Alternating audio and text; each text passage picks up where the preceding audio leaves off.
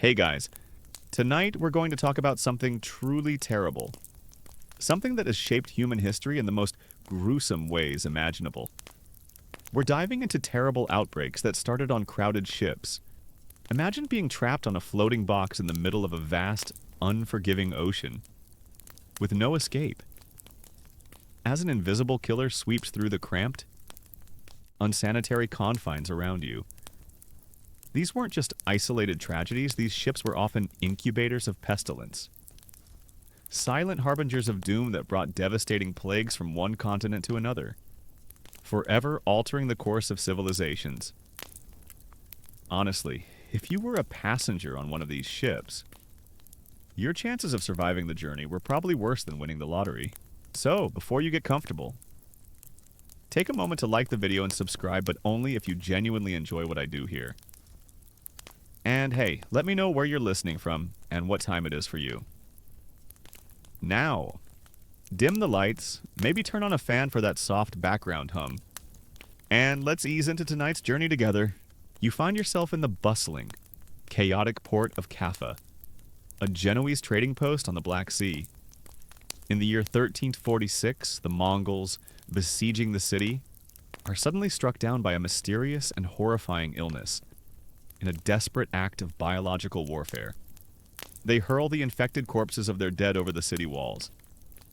This barbaric act marks a terrifying turning point, as the disease, the Black Death, now finds its way into the cramped, vulnerable confines of Genoese merchant ships.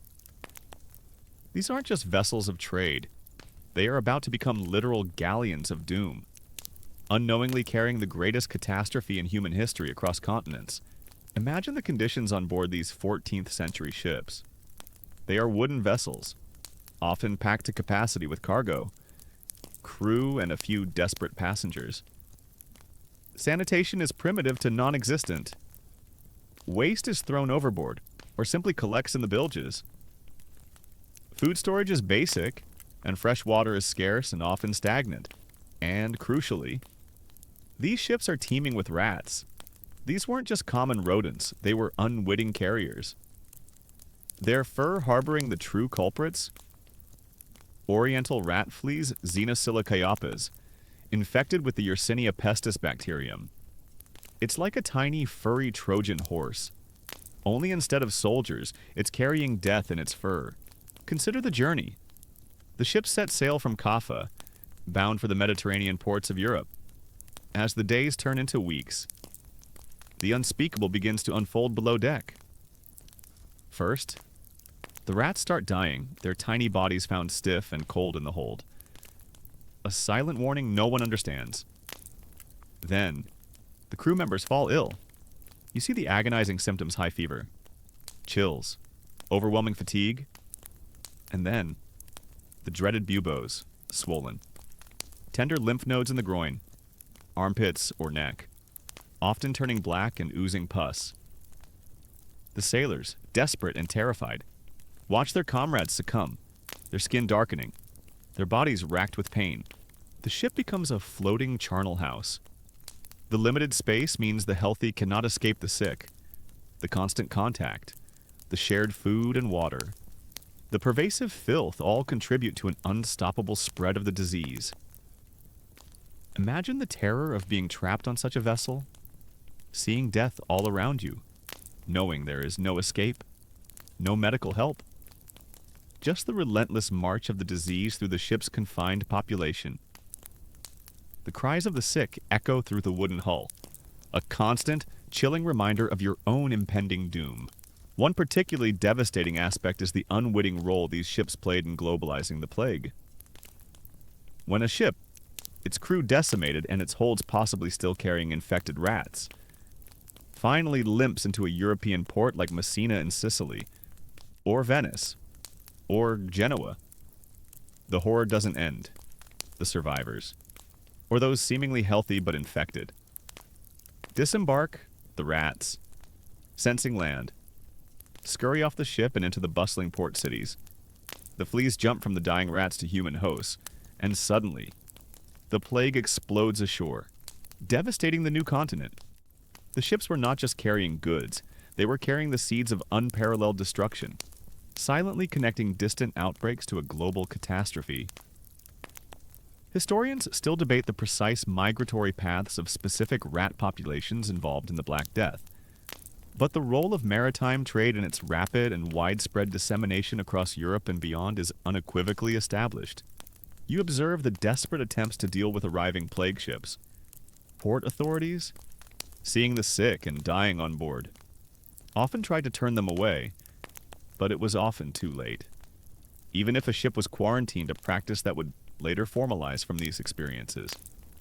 The disease had often already landed, or the rats had found a way ashore.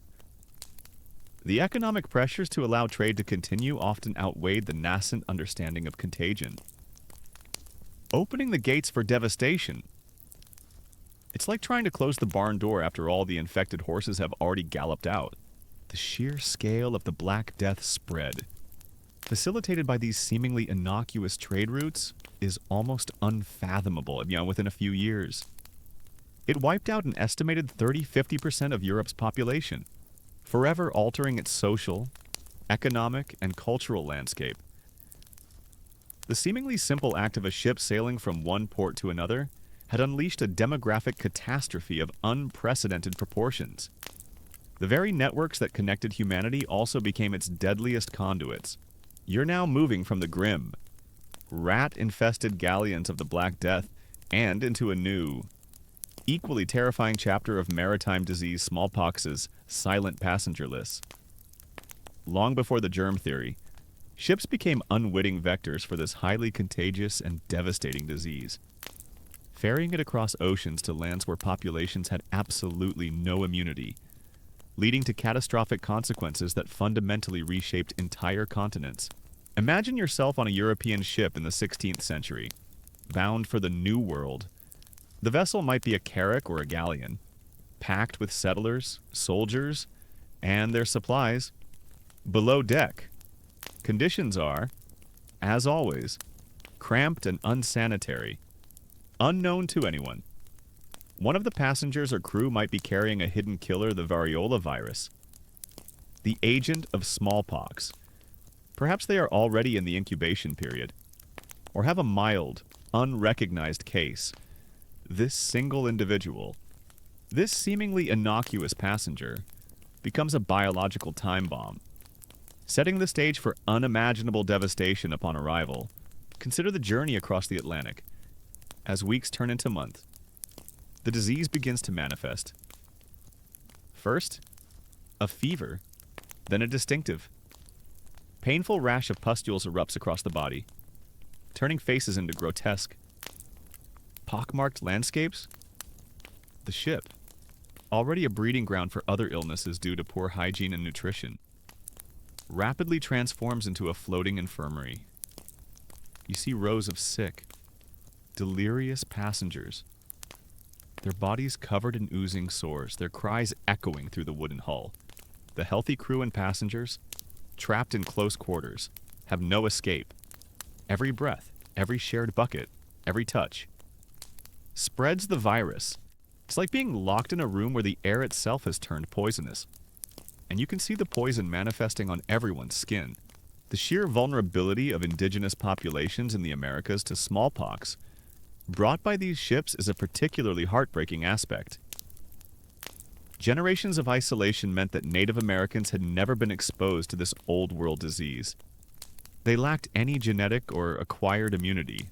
When a ship carrying smallpox arrived and its infected passengers or crew disembarked, the virus spread like wildfire through interconnected villages and trade networks, causing a mortality rate of 50%. 70%, even 90% or more in some communities. Entire civilizations were decimated, not by conquest and steel alone, but by an invisible enemy that arrived on European sails. You observe the horrifying aftermath of such an arrival. A thriving village, once bustling with life, suddenly falls silent. Crops lie unharvested, homes are empty, and the dead lie unburied. Victims of a disease their traditional healers had no concept of. The few survivors, weakened and traumatized, are left to pick up the pieces of a shattered world. The arrival of a single ship could literally wipe out the ancestors of entire nations. Historians still debate the precise demographic figures of pre-Columbian populations and the exact timing of smallpox's initial spread. But its catastrophic impact on indigenous American societies is an undeniable and tragic fact. One particularly insidious aspect was the subtle ways smallpox spread from these ships. It wasn't always a full-blown outbreak on board. Sometimes, a seemingly healthy individual who had recovered, but still carried lingering particles on their clothes or belongings, could unknowingly introduce the virus, or a crew member with a mild. Unrecognized case could come ashore and interact with locals, sparking a devastating chain of transmission. The virus, a silent passenger, often disembarked with insidious stealth, its true lethality only becoming apparent days or weeks later, by which time it was too late to contain. The lack of understanding about disease transmission meant that desperate measures were often futile. Indigenous peoples, witnessing the inexplicable deaths, might try spiritual rituals, traditional remedies, or isolation. But these were ineffective against a highly contagious virus for which they had no natural defense. The very networks of trade and community that had sustained them for millennia now became superhighways for the disease, carrying it from tribe to tribe with terrifying speed. Even later, during the expansion of European empires, ships continued to carry smallpox to other unexposed populations, such as in Australia and the Pacific Islands. The pattern was devastatingly consistent: arrival of a ship, introduction of the virus, and then widespread mortality among the indigenous inhabitants. The very act of global exploration and trade, facilitated by these vessels, inadvertently became a vector for demographic catastrophe on a planetary scale.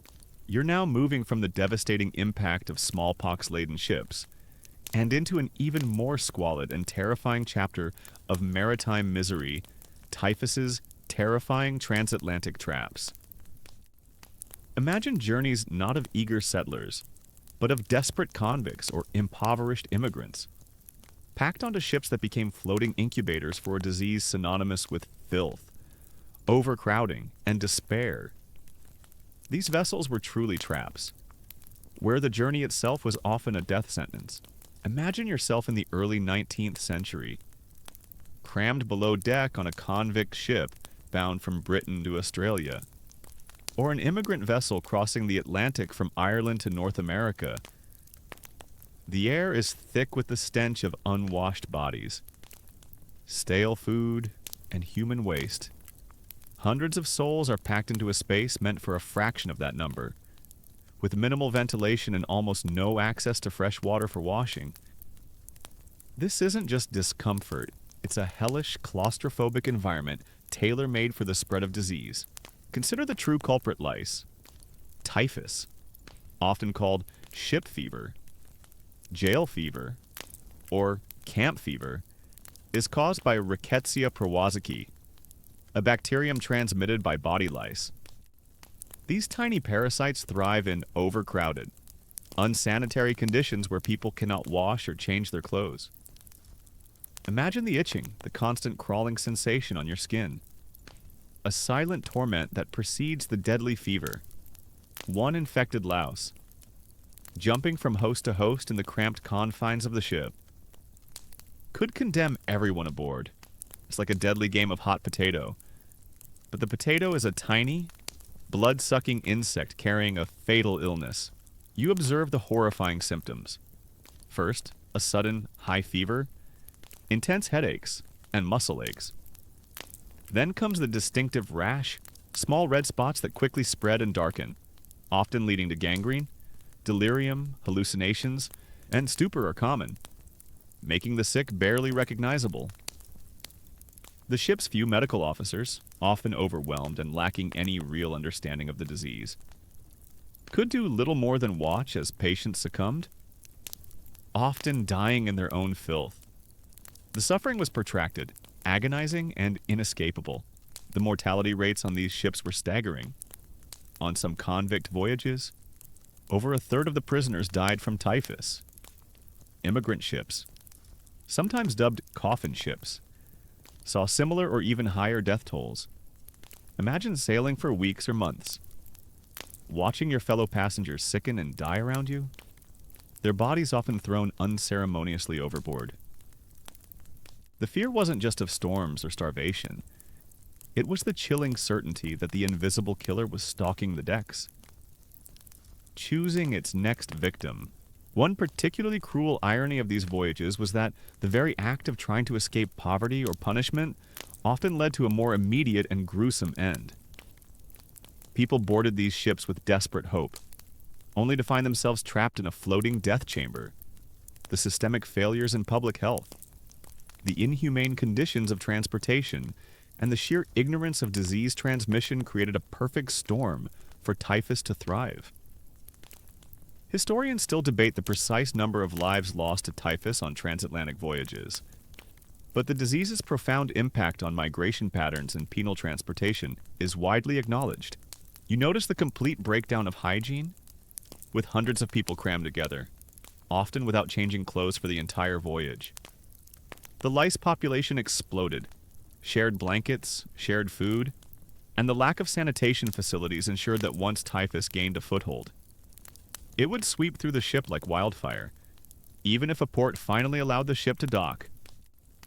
The disease would often spread into the shore communities, sparking wider epidemics.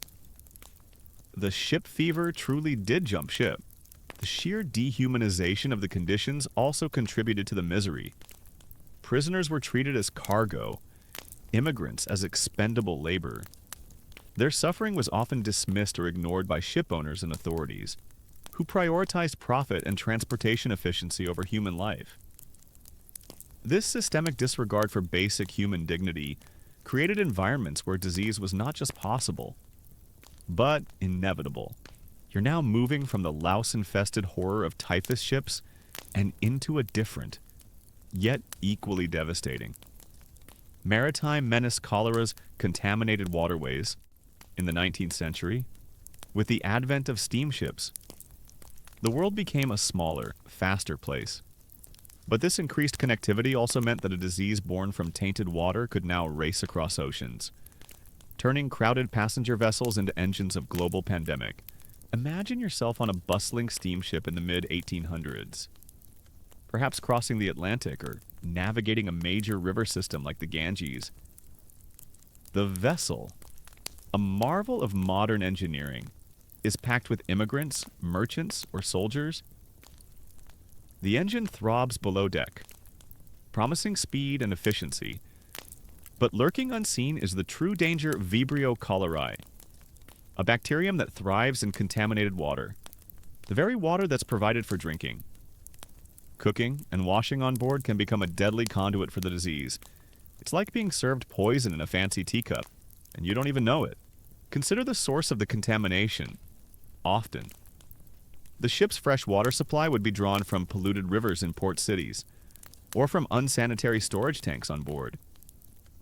Passengers, packed tightly together, would then drink this tainted water, or it would be used in the food preparation. The disease, once ingested, spreads rapidly. You see the agonizing symptoms sudden. Severe watery diarrhea, often described as rice water stools, violent vomiting, rapid dehydration, and muscle cramps. The body quickly loses fluids, leading to shock and death within hours or days if untreated. The ship, once a symbol of progress, becomes a relentless conveyor belt of sickness and death. You observe the horrifying speed of its spread. Cholera doesn't linger, it strikes with terrifying swiftness. One healthy person one moment, a desperately sick, dehydrating corpse the next. The cramped, unsanitary conditions on the ship, combined with the rapid onset of symptoms, mean that an outbreak can decimate a vessel's population before help can arrive or port authorities even realize the extent of the disaster. Imagine a ship pulling into harbor, not with cheering passengers, but with a significant portion of its human cargo dead or dying, leaving a trail of illness in its wake. One particularly cruel irony of the steamship era was that their very speed, meant to shorten journeys and thus reduce suffering, actually facilitated cholera's global spread. Sailing ships were slow enough that a cholera outbreak might run its course before reaching distant shores, killing off most of the susceptible individuals on board. Steamships, however, could transport infected but still incubating passengers across oceans before the disease reached its peak, allowing them to disembark and spark new epidemics in previously untouched lands. Historians still debate the precise contribution of steamships versus other factors in the rapid global spread of the 19th century cholera pandemics. But their role as accelerants is widely acknowledged. The lack of effective sanitation on most vessels was a primary factor. Toilets, if they existed, were often rudimentary, discharging waste directly into the same waterways from which fresh water might later be drawn. The concept of filtering or boiling water was not widespread, nor was the understanding that seemingly clear water could harbor deadly pathogens. This ignorance meant that well-intentioned efforts to provide water inadvertently became death traps. You notice the despair that sets in. There's no escaping the contaminated water supply. Passengers might try to avoid drinking, but thirst would eventually drive them to it. The sheer volume of sick and dying overwhelmed any rudimentary medical supplies or personnel on board. The crew, themselves susceptible, are stretched thin, often forced to throw bodies overboard with little ceremony, trying desperately to keep the ship moving towards a hopeful, yet often plague-stricken destination, even upon arrival. The nightmare wasn't over. A cholera outbreak on a ship meant immediate, often brutal.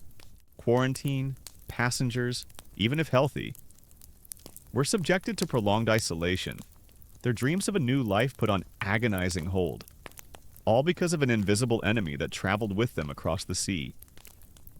The vessel, having delivered its deadly cargo of disease, would sit idly, a grim monument to the power of contaminated water. You're now moving from the swift, waterborne terror of cholera and into a more insidious, airborne, and blood-borne threat carried by ships' yellow fever's mosquito-borne manifests. This wasn't a disease that traveled on human hosts or in their provisions, but via a tiny, winged assassin that ships unknowingly transported to new, vulnerable lands, sparking devastating epidemics in port cities. Imagine yourself on a merchant ship sailing from West Africa or the Caribbean in the late 18th or early 19th century, heading towards a bustling port in the Americas or Europe. The ship is hot, often humid, and below deck. Stagnant water might collect in barrels, bilges, or discarded containers, unknown to the crew and passengers. These small pockets of water are breeding grounds for a silent killer, Aedes aegypti mosquitoes. These particular mosquitoes are the primary vectors for the yellow fever virus. One infected mosquito, perhaps having bitten an infected sailor in a previous port, could lay eggs that hatch during the voyage, turning the ship into a flying, buzzing incubator of disease. It's like a tiny, winged assassin squad hidden in the dark corners of the ship, waiting for their next target. Consider the journey as the ship makes its way across the ocean. The infected mosquitoes, or newly hatched ones, begin to feed. They bite sailors and passengers, silently transmitting the virus. The symptoms, when they appear, are terrifying sudden fever, chills, severe headaches, and muscle aches. Then comes the more ominous phase, jaundice, turning the skin and eyes yellow, hence yellow fever, internal bleeding, and severe vomiting, often of black, partially digested blood. Death can follow rapidly, within a week. The ship, once a means of commerce, becomes a death trap, its decks witnessing agonizing suffering and horrifyingly yellowed corpses. You observe the frustration of port authorities. A ship arrives, seemingly healthy, or perhaps with a few cases of fever that are not immediately identified as yellow fever.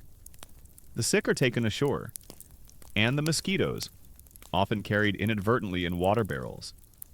Cargo, or simply flying off the ship, quickly establish themselves in the warm, humid port environment within days or weeks. A full-blown epidemic explodes in the city, baffling local physicians who often blamed miasma or imported goods. Rather than the tiny insect vector that arrived by sea, the ship, an unwitting accomplice, sailed away, leaving a trail of death in its wake. One particularly cruel irony of yellow fever's spread was its preference for densely populated, unsanitary port cities, these urban environments with their warm climates, abundant standing water, and large, susceptible populations were perfect breeding grounds for Aedes aegypti.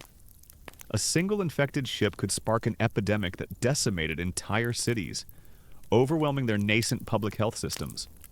Historians still debate the precise mechanisms of Aedes aegypti's survival on long sea voyages. But the consistent pattern of yellow fever outbreaks following ship arrivals in vulnerable ports is a well-established fact. The lack of understanding about mosquito transmission meant that early preventative measures were often ineffective. People would try to fumigate ships with sulfur or burn aromatic herbs, believing they were purifying the air. While the real culprits, the mosquitoes, continue to breed in hidden water sources, quarantines, while potentially limiting human-to-human spread on land, did little to stop the winged vectors once they had escaped the ship and established themselves ashore. It's like trying to put out a forest fire by spraying water on the trees. While the arsonist is still running around with a flamethrower, you notice the profound economic and social impact. Port cities, vital for trade, would be devastated, their commerce halted, their populations fleeing in terror. The fear of yellow fever led to strict maritime regulations, often unfairly targeting ships from specific regions, exacerbating tensions and disrupting global trade. The unseen, tiny mosquito, ferried by humanity's own vessels, became a silent architect of economic ruin and social collapse in coastal areas. The development of mosquito nets, drainage projects, and eventually vaccines, centuries later, were direct responses to understanding the specific transmission pathway. But for generations, ships unknowingly served as vectors for this devastating disease, turning vibrant port cities into places of yellowed faces and mass graves. All thanks to a tiny insect that loved a good sea voyage. You're now moving from the mosquito-borne menace of yellow fever and into a chapter of maritime disease that shaped the course of modern history. Influenza's global naval net. The First World War, with its unprecedented movement of troops and crowded transport ships, inadvertently created the perfect incubator and expressway for the deadliest pandemic in recent memory, the 1918 Spanish flu. Imagine yourself on a crowded troop transport ship, a repurposed ocean liner, crossing the Atlantic in the spring of 1918. You are one of thousands of young soldiers, packed into every available space below deck. The air is stale and thick with the smell of unwashed bodies. Tobacco and the underlying anxiety of war? Unknown to you, and to the medical officers on board. A new, highly virulent strain of influenza virus is quietly making its way through the ranks.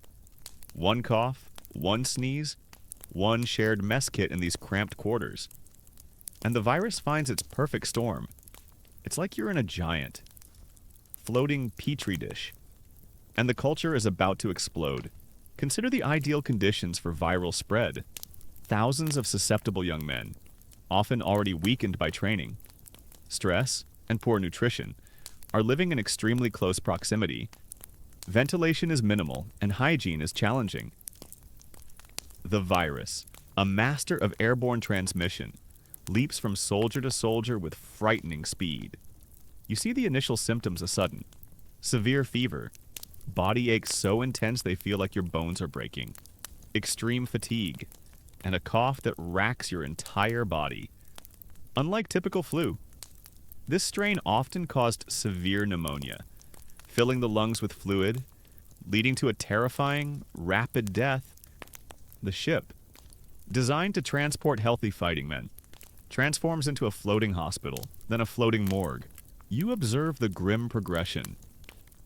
What starts as a few isolated cases quickly escalates into a full-blown outbreak, overwhelming the ship's limited medical staff and supplies. Doctors and nurses, themselves falling ill, are helpless against the sheer volume of sick and dying. Bodies are wrapped in canvas and slipped into the ocean, a chilling necessity of wartime at sea. The constant fear of infection, the sounds of racking coughs and delirious moans, and the sight of comrades succumbing to an unseen enemy create an atmosphere of profound despair. It's truly a grim form of combat, where the enemy is within your own ranks, invisible and relentless. One particularly cruel irony of this era was that the very act of mobilizing for war inadvertently facilitated the global spread of the influenza. Troop ships, sailing constantly between continents, became super spreaders, taking the virus from its likely origins perhaps in the US, Europe, or even China. Historians still debate the initial geographical spread and dropping it off in ports worldwide. A ship arriving in a French port from the American Midwest could quickly introduce the virus to a new population, which then spread it rapidly through civilian communities and other military units. Historians still debate the specific viral mutations that made the 1918 flu so deadly, but its rapid global dissemination was undeniably linked to wartime troop movements and crowded transport ships. The lack of understanding about viruses also meant that containment efforts were rudimentary, while some attempts might be made to isolate the sick. The highly contagious nature of influenza meant it was often too late. Masks, if used, were often simple cloth barriers that offered limited protection. The primary focus was on the war effort, and the influenza, while devastating, was often downplayed or censored by wartime governments to maintain morale. This meant the hidden killer was allowed to spread unchecked. You notice the sheer scale of the human toll. The 1918 influenza pandemic infected an estimated 1/3 of the world's population and killed at least 50 million people globally, far more than the war itself. And a significant portion of that initial spread, that rapid global reach, began in the cramped, unsanitary, and utterly vulnerable confines of troop transport ships. These vessels, designed for the movement of armies, became silent architects of a global catastrophe that eclipsed the very conflict they served. You're now moving from the human-made vectors of troop ships and into a more subtle, yet equally debilitating, maritime affliction, scurvy's lingering lessons. While not caused by a pathogen, this nutritional deficiency, rampant on long voyages, tragically weakened sailors' immune systems, turning overcrowded ships into even deadlier incubators for infectious diseases. It's a silent, insidious killer that made every other terrible outbreak even worse. Imagine yourself on a long-haul sailing ship in the 16th century, perhaps circumnavigating the globe with Magellan, or searching for new trade routes to the Indies. Weeks stretch into months, then years, at sea. Your diet is monotonous and grim hardtack, a brick-like biscuit, salted meat, and stale water. There are no fresh fruits or vegetables. You, along with your shipmates, begin to develop strange symptoms. First, a pervasive fatigue. Then your gums swell and bleed. Your teeth loosen. And old wounds stubbornly refuse to heal. This is scurvy, a disease caused by a severe lack of vitamin C. It's not a virus or bacteria, but a fundamental breakdown of your body's ability to repair itself. It's like trying to build a house without cement. Everything just slowly starts to fall apart. Consider the horrifying progression of the disease. Your skin breaks out in dark, purplish spots. Your limbs swell painfully. Eventually, you become too weak to even stand, succumbing to internal hemorrhages or gangrene. The suffering is prolonged and agonizing, a slow, debilitating decline that transforms robust sailors into pathetic shadows of their former selves. The ship, already a confined space, becomes a floating hospice for the gravely ill. Their groans and moans a constant backdrop to the creaking of the timbers. You observe the crucial, yet often overlooked, link between scurvy and infectious diseases. A body ravaged by scurvy is a body with a severely compromised immune system. What might be a mild cold for a healthy individual becomes a deadly pneumonia for someone with scurvy. A minor cut that would normally heal quickly turns into a festering, gangrenous wound.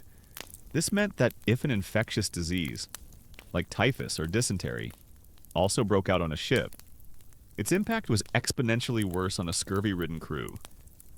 Scurvy didn't directly cause epidemics, but it acted as a terrifying amplifier of existing outbreaks, turning a bad situation into a catastrophe.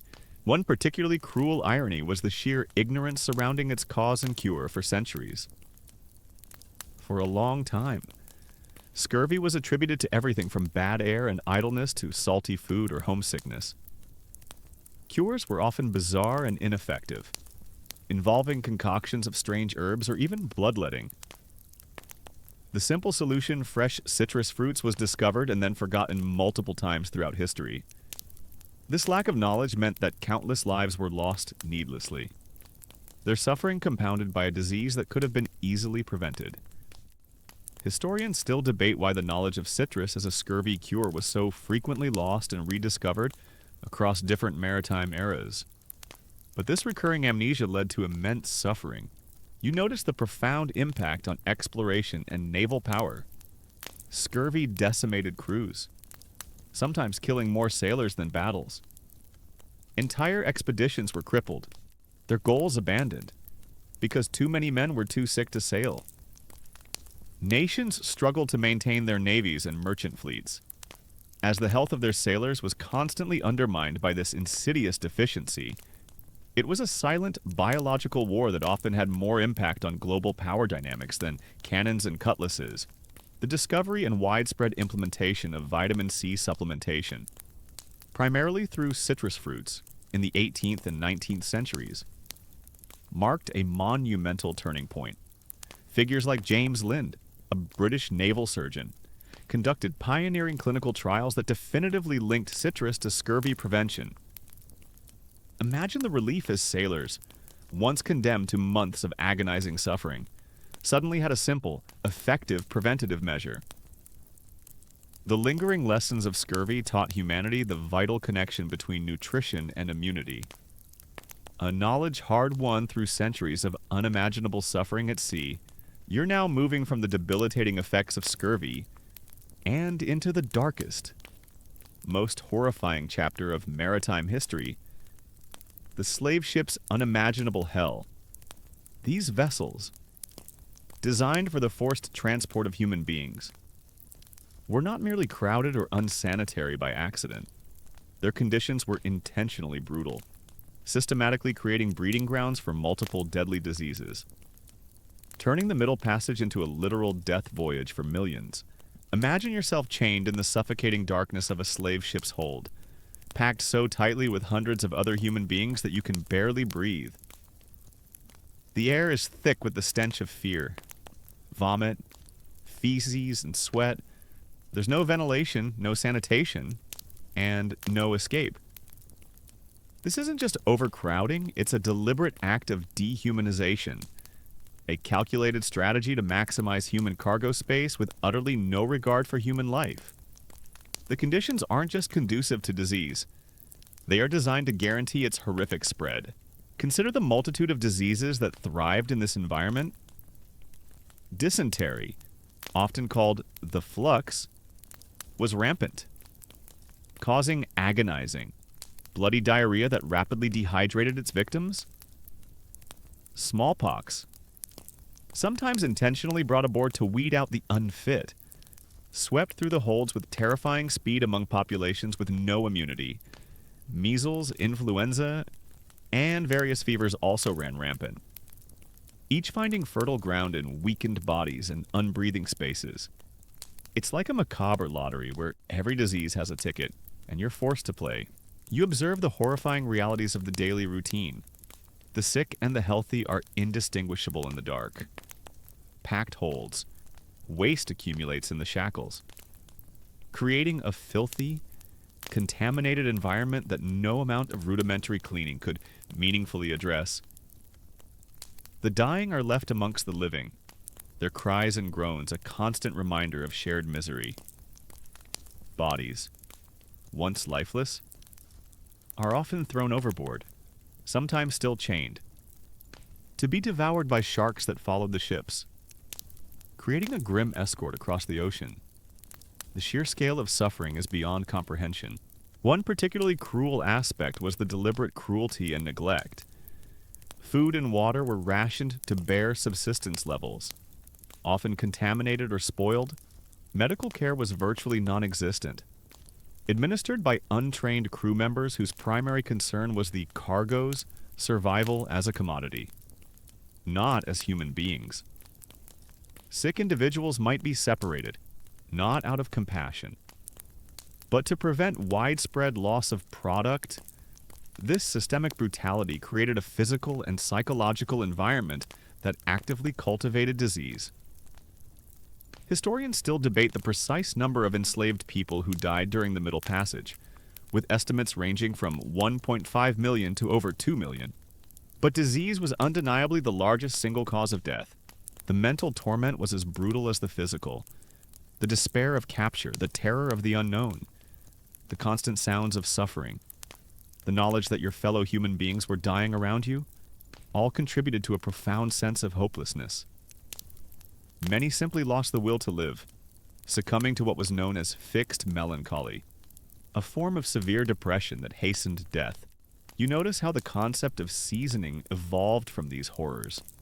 Upon arrival in the Americas, surviving enslaved people were often subjected to a period of seasoning, an intentional process of breaking their spirits and preparing them for labor, but also a time when they were still highly susceptible to local diseases. This was another phase of high mortality, continuing the grim toll of the Middle Passage on new land. The ships were just the first. Terrifying chapter in a lifelong sentence of suffering. The economic drivers behind this unimaginable suffering are sickening. The desire for profit, for cheap labor, created a system where human lives were utterly devalued. The ship owners and traders, far removed from the stench and agony of the holds, saw only numbers and potential gains, justifying the horrors with dehumanizing rhetoric. The slave ship was not just a vessel, it was a floating factory of misery, designed to break human beings and deliver a horrific harvest. You're now moving from the unimaginable horrors of the slave ship and into a more contemporary, yet equally relevant, chapter. Modern cruise ships contained crises, even in an age of advanced medical science, sophisticated sanitation systems, and global connectivity. These floating resorts, designed for luxury and leisure, can still transform into incubators of disease, demonstrating that the fundamental challenges of overcrowded vessels remain, albeit with different pathogens and more visible scientific responses. Imagine yourself on a modern cruise ship, a colossal vessel, teeming with thousands of passengers from every corner of the globe. You're enjoying the buffet, lounging by the pool, perhaps attending a live show. The air conditioning hums, the water is filtered, and the amenities are endless. But then, a subtle whisper starts. A few people develop a cough. Then some report stomach issues. Suddenly, the ubiquitous hand sanitizer stations become more than just a courtesy. They become a grim necessity. The luxurious floating city, designed for escapism, is quietly becoming a contained crisis. Consider the ideal conditions for rapid viral spread. Despite modern ventilation and cleaning protocols, a cruise ship is still a confined, densely populated environment. Passengers share common dining areas, entertainment venues, and often small, recirculated cabin air. If a highly contagious virus, like norovirus, often called the cruise ship flu, influenza, or even newer respiratory pathogens, gets on board, it can spread with alarming speed through thousands of susceptible hosts. It's like putting 1,000 people in a giant sealed box with a highly contagious cold. What do you expect to happen? You observe the rapid escalation of a typical outbreak. What starts as a handful of isolated cases can quickly overwhelm the ship's medical facilities, which, while modern, are not designed for a full-scale epidemic. Crew members, themselves susceptible, are stretched thin, forced to take on additional roles in sanitization and patient care. Passengers, confined to their cabins, experience the chilling reality of isolation, their vacation dreams turning into a nightmare of fear and boredom. The ship's public areas, once vibrant, become eerily quiet, testament to the unseen enemy spreading below deck. One particularly frustrating aspect is the challenge of containment. Even with advanced diagnostics, identifying and isolating every infected individual on a crowded ship is incredibly difficult. People might be asymptomatic, or their symptoms might be mild, leading to continued transmission before they are identified. The highly trafficked common areas, the shared buffets, and the constant flow of people make it almost impossible to stop a determined virus. Epidemiologists still debate the optimal strategies for preventing and containing outbreaks on cruise ships versus the inherent risks of such environments. But the challenges are widely acknowledged. The psychological toll on passengers and crew is immense. Passengers, having paid for a relaxing vacation, find themselves trapped, potentially exposed, and completely at the mercy of the ship's protocols and the virus's whims. Crew members, living and working in even tighter quarters, face constant exposure, long hours, and the pressure of dealing with anxious or angry passengers, often far from their homes and families. It's a unique form of modern maritime misery. Where luxury meets unforeseen peril, you notice the economic consequences. A single outbreak can lead to massive financial losses for cruise lines, with canceled voyages, legal battles, and severe reputational damage. Port cities, fearing the introduction of disease, might deny entry to affected ships, leaving them stranded at sea, a modern echo of the quarantines of old. The entire global industry, once a symbol of carefree travel, becomes vulnerable to the unseen threats that can turn a dream vacation into a terrifying ordeal, even with all our scientific knowledge. These contained crises on cruise ships serve as a stark reminder that humanity's fundamental vulnerability to infectious disease persists. Crowded conditions, even with air conditioning and gourmet food, still create pathways for pathogens. The lessons learned from the galleons of the Black Death and the typhus-ridden immigrant ships continue to hold true whenever large groups of people are confined together. The risk of a terrible outbreak looms. You're now at the final step of our journey through terrible outbreaks that started on crowded ships. Reflecting on quarantine's cruel necessity, from the rudimentary quarantines of medieval Venice to the complex protocols of modern cruise ships. The fear of ship-borne disease has consistently driven humanity to implement brutal, yet often effective, measures to protect its shores. It's a stark reminder that even in desperate times, collective survival often demands profound sacrifices of individual liberty. Imagine yourself a merchant in 14th century Venice, standing on the docks, looking out at a ship approaching from the east. It carries exotic goods, but also, potentially, the unseen horror of the Black Death before it can enter the bustling port. A grim pronouncement is made the ship, its crew, and its cargo must undergo 40 giorni, 40 days of isolation. This isn't a suggestion, it's an order enforced by armed guards. The ship must anchor far from shore, its passengers forbidden from disembarking, its cargo untouched. This was the birth of formal maritime quarantine, a desperate measure born from bitter experience and a rudimentary understanding that separation could stem the tide of death. Consider the immense economic cost and human suffering of these early quarantines. Imagine being a passenger, perhaps an immigrant hoping for a new life, trapped on board for weeks or months, staring at the distant, tantalizing shore. Food and water might dwindle. Disease might still rage in the cramped confines. And the uncertainty of ever being allowed ashore would be a constant torment. Merchants saw their valuable cargo rot, their profits vanish, all while their ships sat idle. Rotting, too. The economic livelihood of entire cities depended on trade. Yet the very engine of that trade was intermittently brought to a grinding halt by these enforced isolations.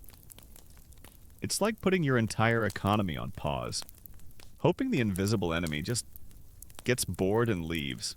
You observe the brutality of enforcement.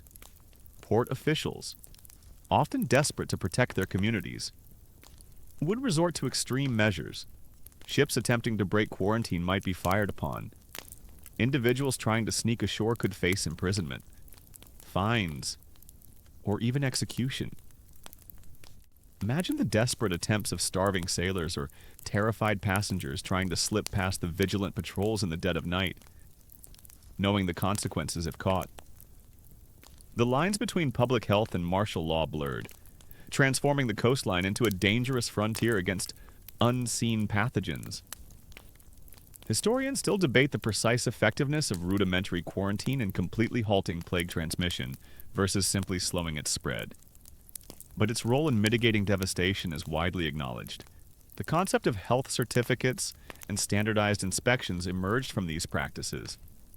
A ship arriving from a clean port might be granted quicker entry, provided it had a certificate verifying its health. This led to a nascent form of international health regulation, an early attempt to create a system of trust and control over maritime travel. However, these certificates were often fallible, subject to bribery, or simply useless against an invisible enemy that could be incubating for weeks. One particularly poignant aspect is the psychological toll on those enforcing quarantine. These guards, often sailors or soldiers, were themselves at risk. They had to balance their duty to the community with the desperate pleas of those confined, often knowing that the disease they were trying to contain was already inside the walls, or that their own families were suffering.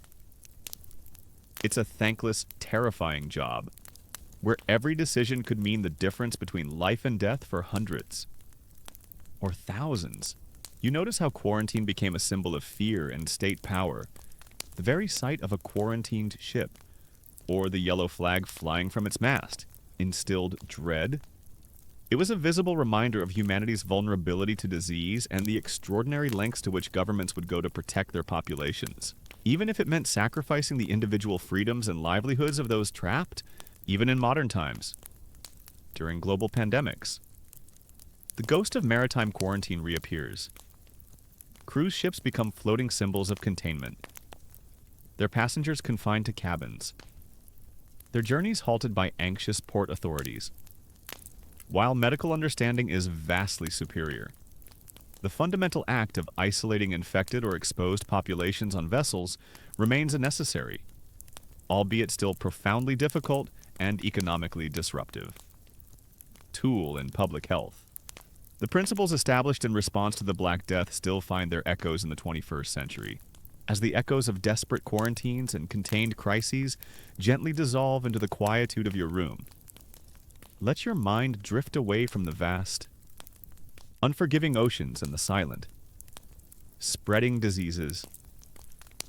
Feel the subtle tension in your thoughts ease, imagining the intricate dance of human endeavor and nature's raw power, now softening into a peaceful, indistinct blur.